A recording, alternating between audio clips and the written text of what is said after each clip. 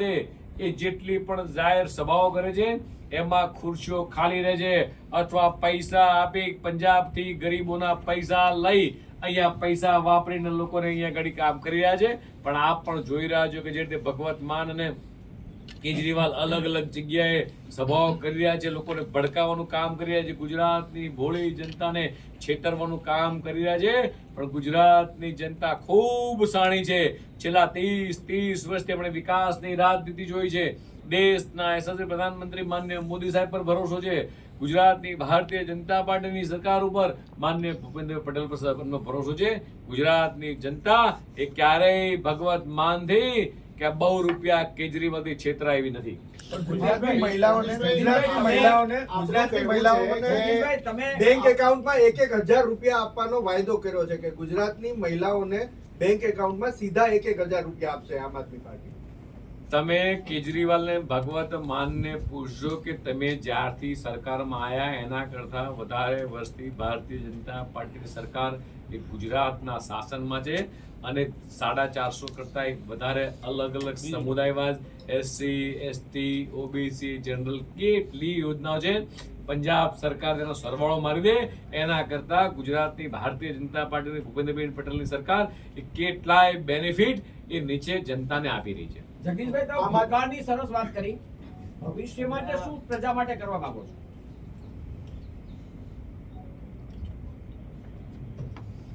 ભારતીય જનતા પાર્ટીની સરકાર જે તે જન સમર્થન છેલ્લા 30 વર્ષથી આપ્યું છે. દેશના યશસ્વી પ્રધાનમંત્રી માનનીય મોદી સાહેબ ગુજરાતના મુખ્યમંત્રી હતા ત્યારથી લઈ આ દિન સુધી એ ભારતીય જનતા પાર્ટીની સરકારે સતત પ્રજા માટે એ વિકાસલક્ષી કામ કર્યા છે.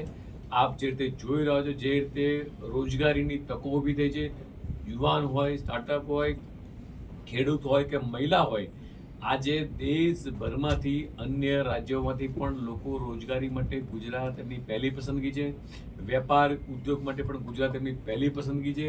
અને આ જ વસ્તુ સ્પષ્ટ બતાવે છે કે ગુજરાતની જનતાને કે અન્ય પ્રાંતની જનતાને એ ભારતીય જનતા પાર્ટીની માનનીય ભૂપેન્દ્રભાઈની વડપણ હેઠળ સરકાર પર કેટલો ભરોસો છે, કેટલો વિશ્વાસ છે.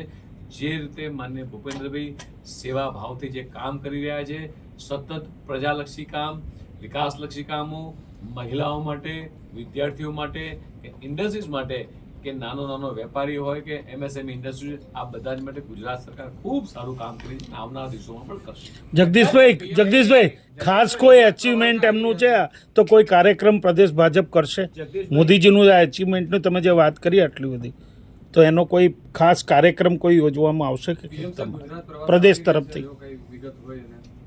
દેશના 140 કરોડ જનતાને, ભારતીય જનતા પાર્ટીના કરોડો કાર્યકર્તાને, દેશના યશસ્વી પ્રધાનમંત્રી માનનીય મોદી સાહેબે 8,931 દિવસ સુધી એ સૌથી વધુ એ ચૂંટાયેલી સરકારના પ્રતિનિધિ રીતે કામ કર્યું છે. આ જ એક ઉત્સાહ એ દેશની જનતાને છે. આનો ઉત્સાહ એ ભારતીય જનતા પાર્ટીના કરોડો કાર્યકર્તાઓ. જગદીશભાઈ, સ્થાનિક સ્વરાજની ચૂંટણીઓ આવે છે, આપણે કોર ટીમ પાર્લામેન્ટરી પણ બનાવી દીધી છે અને ઉમેદવારો પણ પસંદગી કરશું. બે બાબત છે. એક તો કયા પ્રકારની તૈયારીઓ છે, કારણ કે લગભગ 90% ગુજરાતનો ભાગ છે કે જેમાં ચૂંટણીઓ થશે. તૈયારીઓ કયા પ્રકારની છે અને કોઈ ક્રાઇટેરિયા ઉમેદવાર માટે નક્કી પાર્ટીએ કર્યા છે? શું આત્મવિશ્વાસ? સ્થાનિક સ્વરાજની ચૂંટણી આવી રહી છે, ચોક્કસ બાબત છે. ચૂંટણી પંચ તારીખો